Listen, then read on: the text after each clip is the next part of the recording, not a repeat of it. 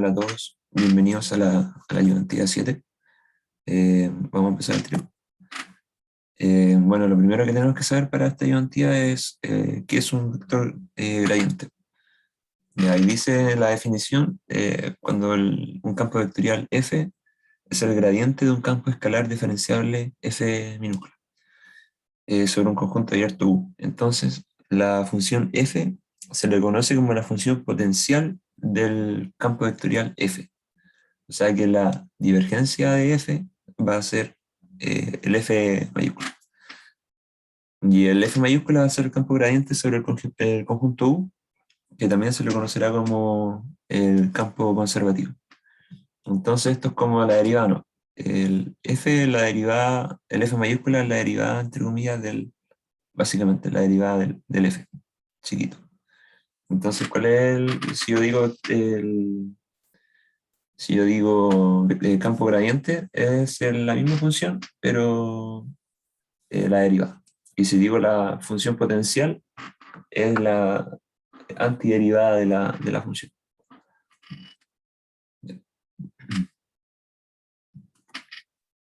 Entonces, de aquí un ejemplo, sea f el campo x y z, que está definido como 3x cuadrado y z al cubo. Entonces el campo gradiente va a ser la derivada de la función, derivada en x en todas las variables, x y z. Y se me genera el vector f que tengo ahí, que es simplemente derivar la función potencial. Entonces, algo así es más o menos lo que hay que hacer para obtener el campo gradiente. No es muy complicado, ¿no? Tampoco, es bastante sencillo, solo derivar. Y eso. Bueno, y aquí también te dan un dato, una condición necesaria para que un campo vectorial sea un gradiente. Hay un teorema donde dice que sea f, la función, el campo vectorial en clase C2 sobre un conjunto abierto y convexo en U. Entonces el campo f es gradiente sí solo sí, la derivada de la componente de una componente derivada en un xy es igual a la otra componente, o sea, los términos cruzados de las derivadas son los mismos para distintos y j. Y eso, si se cumple eso, es un campo vectorial que es gradiente. Y entonces el problema número 1 dice, calcule la función, la integral del campo gradiente que depende de x e y, donde está definido como y por la exponencial elevado a x por y más coseno de x, y la otra componente x por Euler elevado a xy más 1 partido en y cuadrado más 1. Y c centramos la curva y, que es igual a seno, que va desde x0 hasta x igual a promedios. Y entonces solo me están diciendo que tengo que calcular la integral de este campo gradiente que tengo aquí. Y me dan el camino que sigue, que sería la curva seno de x desde 0 a pi medio. Entonces tengo los valores y tengo la curva que tengo que seguir para hacer la integral.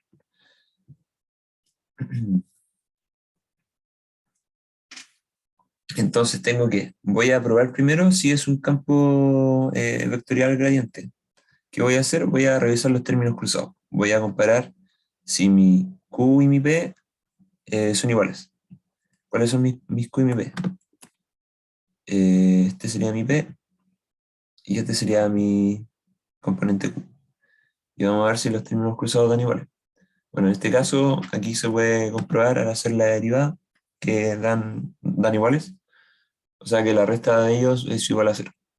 Y eso implica que sí es un vector, un campo gradiente. Entonces, ¿qué vamos a hacer? Vamos a hacer la integral. Pero ahora yo tengo una integral de que depende de dos términos, de x y de y. ¿Cómo se hace eso? Yo sé que tengo la función, el campo gradiente, que es la derivada de la función original. Entonces voy a integrar por cada uno de sus variables. Primero voy a integrar en x y me va a dar o sea, el vector potencial, pero solo integrado en x. Me va a faltar integrarlo en y. Y lo más probable es que, o sea, cuando yo derivo en x, voy a perder términos de y que son independientes. Entonces, eso lo voy a definir como hi. Lo voy a dejar como una constante, entre comillas. O sea, si integro en x es una constante porque solo depende de y, pero lo voy a dejar ahí pendiente para después volver a integrar ahora en y. Entonces, si yo integro en x, me va a quedar esto de acá. Em, integré el coseno, integré la exponencial, no, eso es bastante sencillo. Y me queda el i independiente, el hi. Entonces, yo sé que esta función es la que yo ando buscando. Entonces, al momento de ahora derivar en i, se me debería generar mi término que yo estoy buscando, mi término independiente. Porque esta es la función original, supuestamente. Esta es la función original. Si derivo en i, me tiene que dar lo mismo que tenía en la función gradiente, la componente de la función gradiente, que era el i de acá, entre comillas, sí, sería todo esto. Entonces, yo integré la función en x, me queda un término independiente y puedo despejar para poder ver cuál es la función original.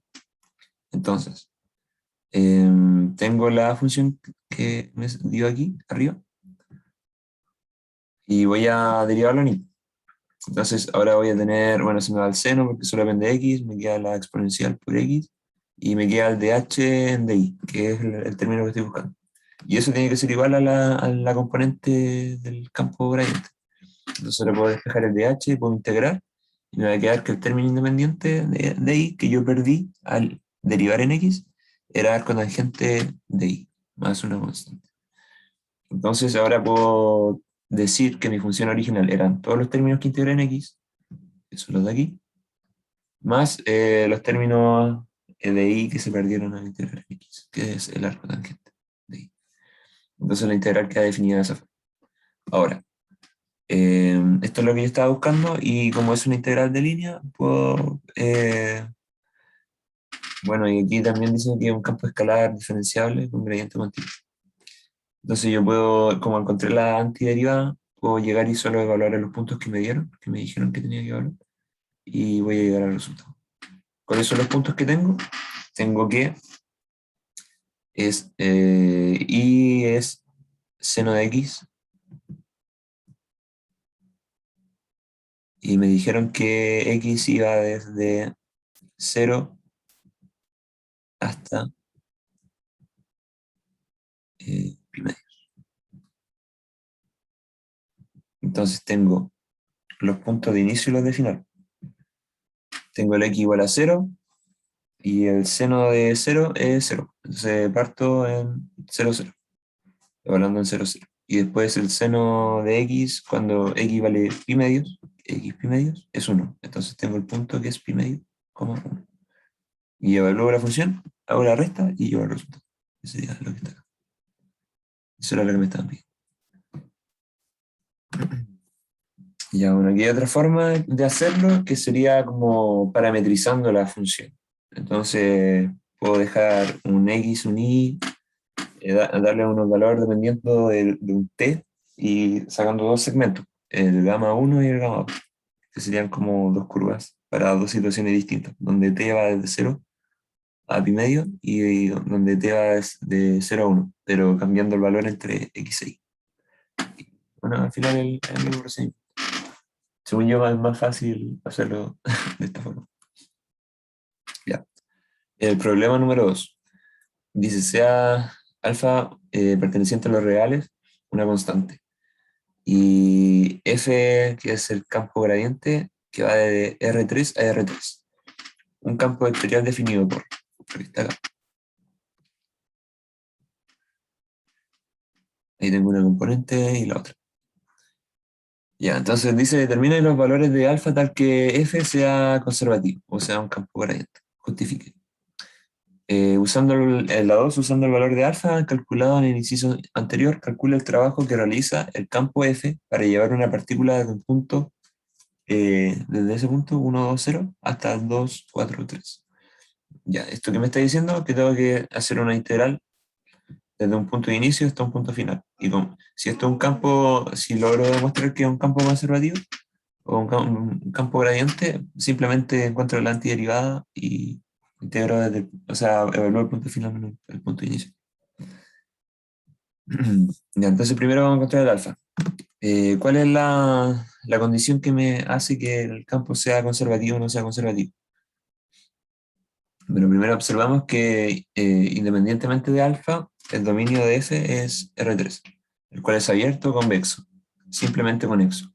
Basta entonces con comprobar que el campo es irrotacional. Entonces, hacemos el producto cruz entre el gradiente y F y podemos notar que, bueno, aquí nos da los términos cruzados, la derivada de esto en X, menos la derivada de esto en Y, sería lo que está acá. Y después la derivada, bueno, el típico determinante. Entonces llegamos a estos términos de aquí. Y claro, si tomamos que el alfa, ahora le damos un valor adecuado para que esto sea igual a cero, que esto sea cero, que esto sea cero, y esto sea cero.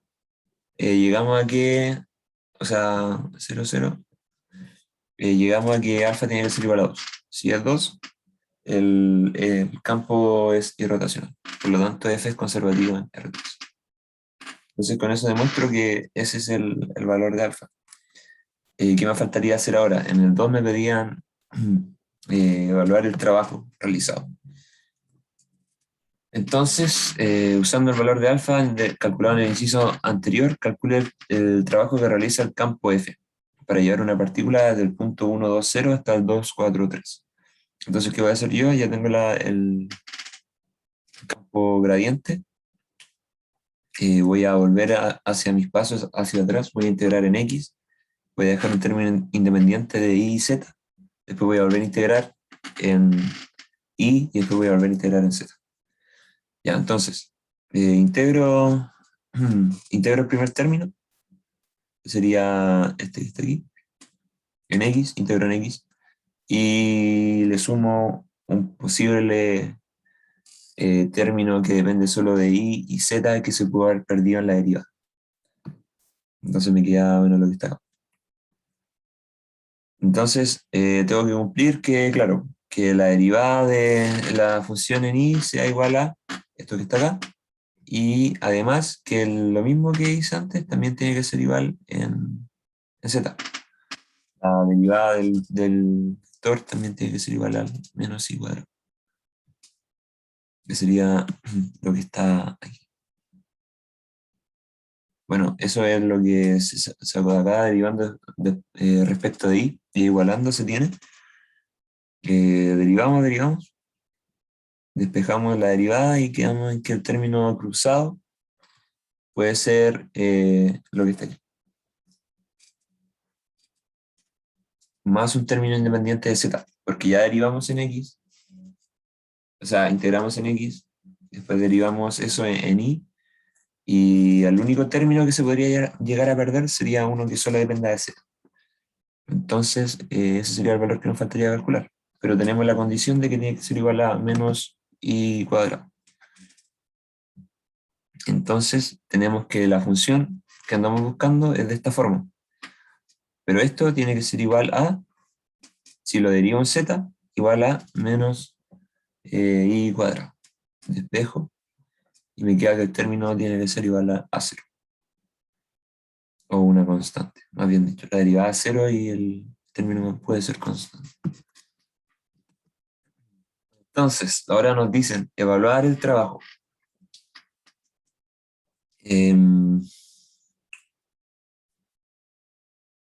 Así solo bastaría tener que evaluar el punto inicial, o sea, el punto final menos el punto inicial, y llegaríamos al resultado, básicamente, del problema. Solamente evaluar los puntos iniciales y finales.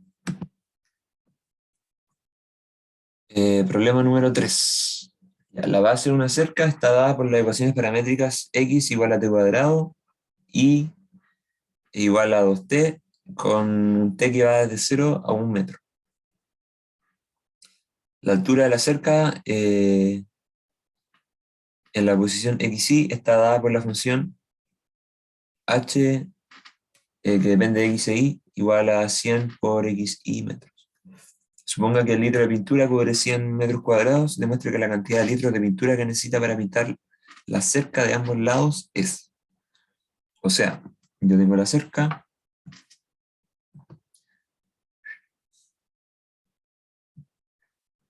me dice que está definido en x y en y, como la base de la forma. Y además la altura está definido como 100 xy. Entonces sería 100 xy la altura de la cerca y x igual a t cuadrado, la base, en conjunto con el i igual a 2t, que también sería parte de la forma de la base. Ya entonces, nos piden ver cuánta pintura tenemos que gastar. Bueno, entonces, en primer lugar, tenemos que ver que una cerca igual la tenés que pintar por los dos lados. Entonces, como que vamos a buscar el área que hay aquí y la vamos a multiplicar por 2, que pintar por los dos lados. Ya, entonces, en base a eso, llegamos a que el total de pintura requerida va a ser el área por 2 partido en 100, o sea, A partido en 50. Se tiene entonces que el área va a ser igual a la integral de la altura por la curva, por la base. ¿Cuál es la curva? Es lo que me daban antes, t cuadrado, coma 2t, desde un t de 0 a 1. Curva que ya estaba parametrizada. Y la altura era 100 xy, que era lo que me daban en un principio.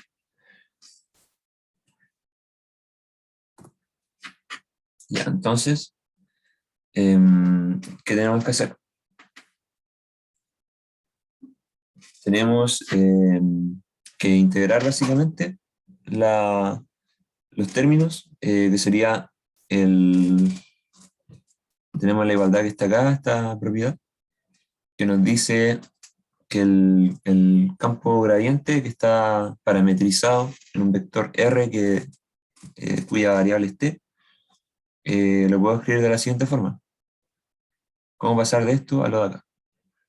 Entonces, al agregar el vector R que depende de t, tengo que agregar un dr partido un dt.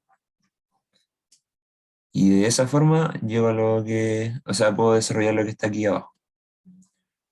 ¿Qué sería lo que está aquí abajo? Sería la,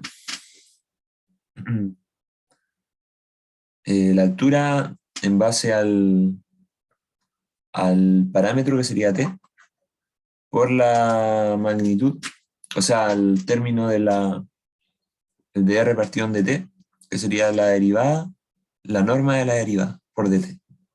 Sería dt y esa sería la norma de la derivada. ¿Cuál sería la altura? Sería 100 xy. Y x es igual a t cuadrado y es igual a 2t. Entonces, la altura, que es 100 xy, debería ser 100 por t cuadrado por 2t. Y eso sería 200 por t cuadrado por t, sería t cub. Y tendría el área, la altura, perdón. Y el vector el normalizado, la derivada sería, bueno, la derivada de x sería, en t sería 2t, x sería 2. Y la norma sería raíz de 2t al cuadrado, que sería 4t al cuadrado, más 2 al cuadrado, que sería 4. Y eso sería lo que tengo acá. Y entonces tendría los términos de la altura, la norma de la derivada y el dt. Ahora puedo integrar. Bueno, pero en todo caso lo que me decían era demostrar que efectivamente se llegaba a esa a esa expresión. ¿Por qué aquí pasamos de 200 a 4? Porque acuérdense que en un principio dijimos que iba a ser el área partido en 50. Eso iba a ser la cantidad de pintura necesaria. Entonces 200 partido en 50 es 4. Y llegamos al resultado. Ya, el problema número 4, un alambre de longitud L, que es igual a eso, se dobla con la forma espiral cónica, X, que depende de t, igual a t por coseno de t, y que depende de t, igual a t por seno de t, y z, que depende de t, igual a t. Desde el origen hasta un punto P, donde x igual a 2 por coseno de 2, y igual a 2 por seno de 2, y x igual a 2. Y si notamos acá, simplemente están evaluando el t igual a 2. O sea que desde t igual a 1, o sea, t igual a 0, hasta un t igual a 2. Ya, entonces, ¿qué nos dicen? Encontrar la altura de su centroide. Ya nos dieron la longitud, entonces ya tenemos un dato. ¿Cómo sacaríamos la coordenada del centroide? O sea, la altura del centroide. Bueno, es simplemente hacer la integral, o sea, dividir en el largo y hacer la integral de la curva por la coordenada. Que era, bueno, en todo caso, eso siempre es la típica fórmula, que es como la integral del volumen o de X cosa por una coordenada por la misma integral. Y así como que uno encuentra el centro de masa o el centroide, etcétera, etcétera. Entonces, tenemos un partido en L, la integral de la coordenada por el ds, que es la curva. Entonces, y sabemos que el ds está definido como la raíz de la derivada al cuadrado, eh, la suma de la derivada al cuadrado. S de t.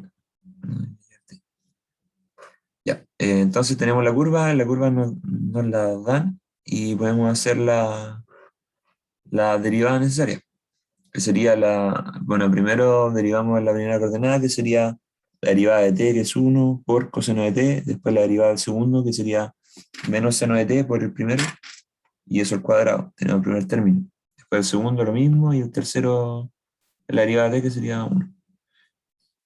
Entonces, eso sería en raíz.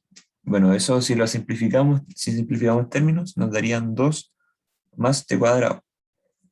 Eh, Podemos ver que si tendríamos como, si desarrollamos los cuadrados, tendríamos un coseno cuadrado que se podría ir con este seno cuadrado, y este coseno cuadrado podría irse con este coseno cuadrado. Bueno, ahí simplificamos. Llegamos a 2 más t cuadrado. Bueno, entonces la coordenada de la altura sería 1 partido en el largo por la integral de lo que nos dio la norma, eso sería la raíz, por z, y z era igual a t, la coordenada t. Entonces llegamos a esa integral, la cual nos da lo que está aquí. Eh, a eso podemos llegar haciendo un cambio de variable. Podemos poner que u es igual a, ahora voy a tratar de escribirlo.